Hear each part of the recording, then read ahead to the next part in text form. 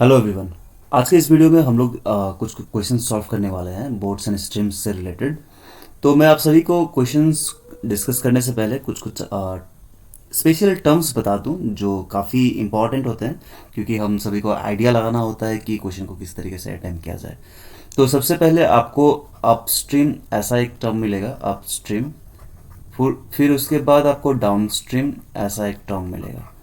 अगर अपस्ट्रीम बोला जाता है तो आपको याद रखना है कि वो माइनस होने वाला है, और अगर डाउनस्ट्रीम बोला जाए तो आपको याद रखना है कि वो प्लस होने वाला है।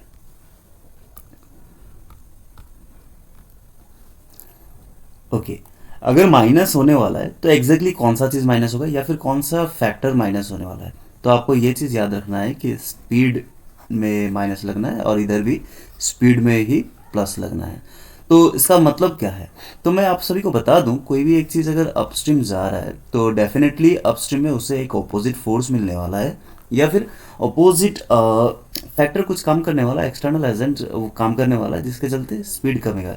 सपोज आप सोचे कि ये वाटर फ्लो का डायरेक्शन है, एक इंसान इस डायरेक्शन से अगर मान लीजिए against the direction of water flow अगर मूव कर रहा है, तो उसका स्पीड डेफिनेटली कमेगा। तो वो स्पीड किस तरीके से कमेगा, वेक्टर क्वांटिटी के ऊपर डिपेंड करने वाला है।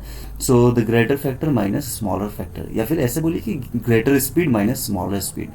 तो ऑब्वियसली अगर ऑब्जेक्ट मूव कर रहा है या फिर आपका बोट अगर मूव कर रहा है, तो डेफिनेटली ये बात है कि स्ट्रीम का जो भी स्पीड था उससे ज़्यादा रहेगा। तो आपको ये एक चीज़ हमेशा याद रखना है कि स्ट्रीम का स्पीड हमेशा कम रहेगा और बोट का स्पीड हमेशा ज़्यादा रहेगा। हम लोग क्या करेंगे, बोट के स्पीड को एक्स से रिप्रेजेंट करेंगे और स्ट्रीम के स्पीड को हम लोग वाई से रिप्रेजेंट करेंगे। तो आपको बोट का स्पीड या फिर स्पीड ऑफ स्टिल वाटर ऐसे ही बोल सकते हैं। तो वैसे केस में आपको एक्स कहना है, और स्ट्रीम जब भी कहा जाए तो आपको उसमें वाई कहना है। सो अपस्ट्रीम में क्या हो जाएगा, आपका स्पीड एक्स माइनस वाई रहेगा, और डाउनस्ट्रीम में क्या होगा, एक्स प्लस वाई हो जाएगा। यहाँ तक हमने प्लस और माइनस वाला कॉन्सेप्ट क्लियर रखा। अब हम लोगों को और एक चीज़ जानना है कि फॉर्मूला क्या है। Speed is equal to distance by time, इस चीज़ को हम लोगों को याद रखना है। तो ये काफ़ी बेसिक चीज़ है, इसके ऊपर हम लोग ज़्यादा डिस्कस नहीं करते। तो speed is equal to distance by time, और हम लोग अपस्ट्रीम डाउनस्ट्रीम के बारे में जान चुके हैं। तो अब हम लोग क्वेश्चन अटेम्प्ट कर सकते हैं। चलिए स्टार्ट करते हैं। Okay, so a boat can travel with the speed of, a boat के बारे में बताया जा रहा है, और यहाँ पे साथ ही में स्टील वाटर बता दिया गया है, काफ़ी डिटेल्स यहाँ पे बता दिया गया है। तो हम लोग इसको एक्स बता दे रहे हैं सपोज, ठीक है। सपोज नहीं, मैक्सिमम केस में आपको इसे एक्स ही कहना है। तो हम लोग हमेशा माइंड में हमेशा यही याद रखना है कि स्टील वाटर जब भी बोला जाएगा हम लोग उसे एक्स कहेंगे, उसके ऊपर हम लोग और एडिशनल बात नहीं करेंगे। Okay, x if the speed of the stream is, जैसे ही स्ट्रीम कहा तो आपको ये चीज़ याद रखना है कि वाई होगा वो। So x is equal to 13 and then y is equal to 4। तो मैं आप सभी को बता दूं उसके बाद क्या पूछा गया यहाँ पे, find the time taken by. So time निकालने के लिए बताया जा रहा है। उसके बाद क्या बोला गया, 68 किलोमीटर डाउन स्ट्रीम जाएगा। 68 किलोमीटर मतलब डिस्टेंस के बारे में बताया जा रहा है, और डाउन स्ट्रीम बताया गया है। डाउन स्ट्रीम होते ही मैंने कहा था कि स्पीड बढ़ जाएगा। सो स्पीड अगर बढ़ जाए तो ये x plus y equal to speed equal to distance by time. So हम लोग को निकालना क्या है, टाइम निकालना है। सो दिस विल बी, तो हम लोग एक काम किया जाए, टाइम को ज़्यादा फोकस करने से अच्छा हम लोग वैल्यू को पुट करने में फोकस करते हैं। तो ये 13 plus 4 is 17 and this is equal to 68 by T. So we will get here T equal to 68 by 17 and this is equal to 4। देखिए, आप जब भी यहाँ पर डिवीजन करेंगे तो मैं आप सभी को बता दूँ, यहाँ पर जो यूनिट डिजिट है उसके ऊपर थोड़ा सा फोकस करें, आपको ऑटोमेटिक रिजल्ट मिल जाएगा। जैसे 7 4 से 28 होता है, तो 7 4 से 28 में आपको थोड़ा सा ध्यान देना है। 7 के टेबल में 8 कब आता है, इसे ध्यान देना होता है। चलिए कोई नहीं, हमारा आंसर यहाँ पर 4 है, ये चीज़ हमें समझ में आ गया। So answer is C. So no doubt यहाँ पर मैंने ऑप्शन यहाँ पर लिख के रखा हुआ है, तो लेकिन करना कैसे है ये मैंने यहाँ पे बता दिया आपको। और अगर आप सेल्फ टेस्टिंग अगर करना चाहते हैं तो वीडियो को पॉज कर लीजिए टोटल कैलकुलेशन से पहले, उसके बाद आप खुद को टेस्ट कर सकेंगे कि आंसर किस तरीके से आगे बढ़ना है। देखिए दोस्तों, यहाँ पर बहुत सारा शॉर्टकट भी आता है, तो आपको शॉर्टकट पे ज़्यादा फोकस नहीं करना है, क्योंकि शॉर्टकट वही होता है जो एक किसी भी कैलकुलेशन में मास्टर हो चुका है कोई भी एक इंसान। क्योंकि शॉर्टकट क्या होता है, जो इंसान किसी एक कैलकुलेशन को 5-6 स्टेप में कर रहा था उसी को वो 3 स्टेप में कन्वर्ट कर देता है, that is shortcut. So maths में ऐसा कोई शॉर्टकट होता नहीं है, हर चीज़ के पीछे एक ना एक रीज़न रहता है। तो उन रीजंस को हम लोग को बिना बताए ही हम लोगों को शॉर्टकट बताने का कोशिश किया जाता है। चलिए अगला सवाल देखा जाए। A man's speed with the current पूछा गया, so this is x plus y, and then speed of the current is मतलब वाई। उसके बाद the man's speed against the current अगर कहा जाए तो ये एक्स माइनस वाई। देखिए दोस्तों, मैं आप सभी को बता दूं, स्टेटमेंट को ध्यान से पढ़ना बहुत जरूरी है, otherwise it is quite impossible to solve the question. तो क्वेश्चन में बताया क्या जा रहा है, with the current actually speed कितना है 15 है, और करंट का स्पीड यहाँ पे बताया गया है 2.5 है, तो हम लोग को एक्स माइनस वाई निकालना है। तो यहाँ पर अगर वैल्यू पुट कर दिया जाए तो काफ़ी इजी हम लोगों के लिए हो गया है। So this is X equal to 12.5, क्योंकि 15 माइनस 2.5, सो दिस इज 12.5। देखिए एक चीज़ हमेशा याद रखिएगा, जो एकदम बिगिनर लेवल में मैथ्स कर रहे हैं उनके लिए यहाँ पर एक प्रॉब्लम क्रिएट होता है। क्या, जैसे उसने ये 12.5 देखा तो साथ साथ ये फोर्थ ऑप्शन को क्लिक करके आ जाएगा, but this is not the correct answer. क्यों? क्योंकि हम लोगों को यहाँ पे एक्स माइनस वाई निकालना है। तो यही डिफरेंस है, कोई एक इंसान 9 सीख गया है या फिर ऑलरेडी काफ़ी डेप्थ तक पढ़ चुका है। क्योंकि आप अगर शॉर्टकट फॉलो करने जाएंगे या फिर कहीं ना कहीं एक जल्दबाजी में रहेंगे तो आप यहाँ डेफिनेटली मैक्सिमम केस में ये डी क्लिक कर जाएंगे। So but this is not D, हम लोगों को यहाँ पे पुट करना है 12.5 minus 2.5, you will get here 10। तो इस 10 को फोकस करना, 10 इज द करेक्ट आंसर, ध्यान रहे ये सब चीज का। नेक्स्ट अगला सवाल यहां पर दिया गया है, अबाउट रनिंग अपस्ट्रीम। अच्छा, अपस्ट्रीम जा रहा है कितने समय लेकर के, 8 hours 48 minute. Okay, 8 hours 48 minute, तो 48 को मैं कन्वर्ट कर देता हूँ आवर्स में, 48/60 हो जाएगा, और यहाँ पे आवर लग गया। सो 8 प्लस 12 चौके 48, 12 पचे 60, सो 12 के टेबल में 4 टाइम्स गया और 5 टाइम्स गया, so this is 4/5, and then 8 5 40, then 44, तो 44/5। अच्छा, इतना समय लिया अपस्ट्रीम में to cover a certain distance. अच्छा, किसी एक पर्टिकुलर डिस्टेंस को कवर करने के लिए इतना समय लग गया। While it takes 4 hours. अच्छा, डाउनस्ट्रीम के लिए 4 घंटा लगता है सिर्फ। अच्छा, बहुत कम लगा। वैसे भी डाउनस्ट्रीम में समय कम लगता है हमेशा, अपस्ट्रीम में टाइम ज़्यादा लगता है, क्योंकि ऑपोजिंग फोर्स एक काम करते रहता है।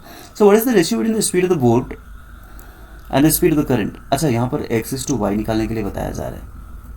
ओके, एक्स टू वाई निकालने के लिए बताया जा रहा है। स्पीड ऑफ द बोट मतलब एक्स और स्पीड ऑफ द करंट मतलब वाई, ये निकालने के लिए बताया जा रहा है। सो हम लोग को पता है डिस्टेंस बाय टाइम होता है, सॉरी टाइम इक्वल टू क्या रहेगा, यहाँ पर हम लोग को टाइम मिल चुका था। So speed is equal to distance by time. So what is time here, it is distance by speed. तो हम लोग यहाँ पे डिस्टेंस को बढ़ा दिया डिस्टेंस, और स्पीड हम लोगों को कितना मिला था। ओके, अपस्ट्रीम जा रहा था, so this is x minus y, and downstream के केस में क्या हो जाएगा, distance by downstream that is x plus y. हम लोग को ऐसा कुछ मिल गया। ओके, नेक्स्ट यहाँ से हम लोग एक काम कर सकते हैं, d को इक्वेट कर देंगे दोनों केस में। So this is 44/5 and x minus y. अगले केस में हम लोग को क्या मिल जाएगा, d is equal to 4 into x plus y. तो दोनों केस में हम लोग को d मिल गया। d कितना है 44/5, और इधर 4 ऑफ एक्स प्लस वाई। तो मैं बाकी सब थोड़ा सा मिटा दूँ और कैलकुलेशन को आगे बढ़ाऊँ। सो इन दोनों में देखिए, दोनों केस में हम लोग का डी सेम तो रहेगा ही, क्योंकि सेम डिस्टेंस को हम लोग कवर कर रहे हैं, अपस्ट्रीम हो या फिर डाउनस्ट्रीम हो, बस हम लोग को समय अलग अलग मिल रहा है। सो हमने क्या किया, 44/5 and then x minus y, और ये हो जाएगा 4 ऑफ एक्स प्लस वाई। तो यहाँ 11 टाइम्स हो गया, उसके बाद 11x माइनस 11y, और ये हो जाएगा 5x plus 5y। So ultimately हम लोगों को क्या मिलेगा, 6x, और ये हो जाएगा 16y। सो x बाय वाई अगर निकाला जाए तो ये 16/6 हो गया, 8 टाइम्स 3 टाइम्स, तो हम लोगों का ऑप्शन 8/3 हो गया। चलिए अब अगला सवाल चेक किया जाए।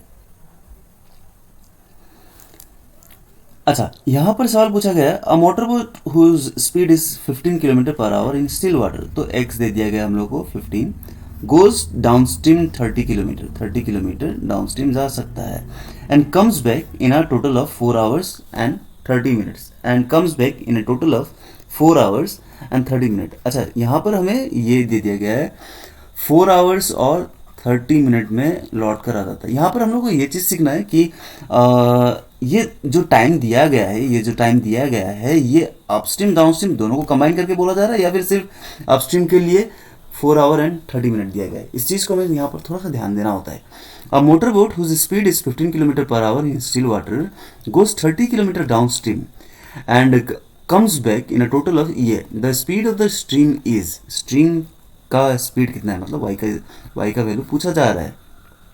देखिए इस चीज़ को थोड़ा सा ध्यान दीजिए, अगर ये सिर्फ डाउनस्ट्रीम जा रहा है तो आपका स्पीड x प्लस वाई हो गया, डिस्टेंस बाय क्या, sorry, speed is equal to distance by time. So यहाँ पर हम लोग क्या करेंगे, distance by time. So x plus y आपका क्या आएगा यहाँ पे, 15 plus y equal to distance by time. ठीक है, तो हम लोग को टाइम तो है नहीं यहाँ पे, तो ये डेफिनेटली आपको दोनों अपस्ट्रीम और डाउनस्ट्रीम दोनों कंबाइन करके आपको यहाँ पे बताने का कोशिश किया जा रहा है। सो डाउनस्ट्रीम 30 किलोमीटर गया और अपस्ट्रीम दोनों मिला करके आपको ये कंबाइन करना है। सो डाउनस्ट्रीम जब था डिस्टेंस बाय, देखिए आपको यहाँ पे टाइम दे दिया गया है, speed is equal to distance by time. So what is time, time is equal to distance by speed. आपको यहाँ पे क्या करना है, distance by speed in this case plus distance by speed in next case equal to 4 hours and 30 minutes. 4 plus 1/2 hour हो गया, मतलब ये कहीं ना कहीं आपको 4.5 मिला, मतलब 9/2, 9/2। अब वैल्यू पुट कर जाइए।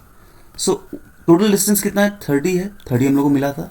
सो 30 डिवाइडेड बाय डाउनस्ट्रीम के लिए क्या आएगा, x प्लस वाई, और फिर से 30 बाय x माइनस वाई, और ये हो गया 9/2। आपको x का वैल्यू ऑलरेडी दे रखा है 15। अब यहाँ पर वैल्यू पुट कर दीजिए। वैल्यू पुट करने के बाद क्या होने वाला है हम वो चेक करेंगे।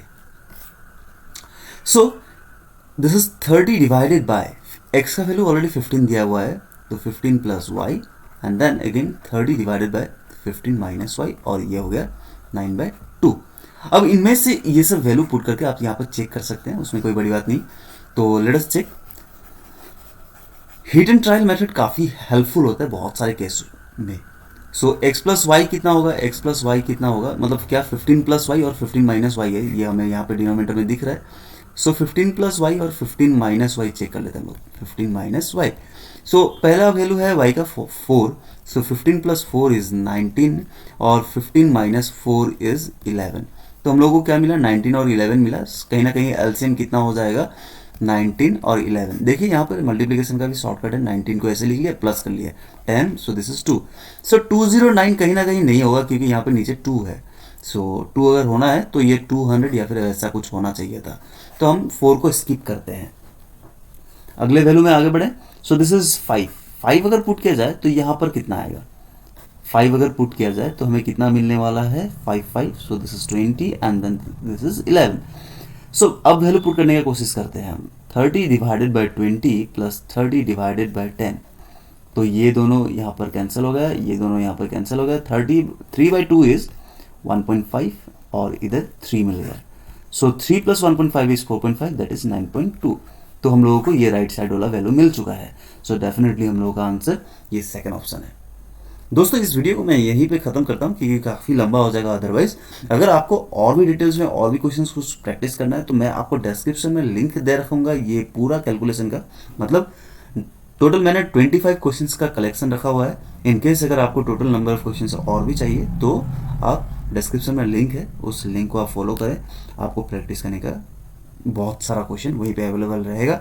और अगर आपको लगता है कि ये सब क्वेश्चंस आपने सीखा है तो वीडियो को लाइक करें, चैनल को सब्सक्राइब करें ताकि बाकी गवर्नमेंट जॉब्स के लिए भी आप प्रिपेयर कर सको। थैंक यू वेरी मच दोस्तों, फिर से मिलते हैं अगले वीडियो में कुछ नए क्वेश्चंस के साथ और नए कॉन्सेप्ट्स लेकर के।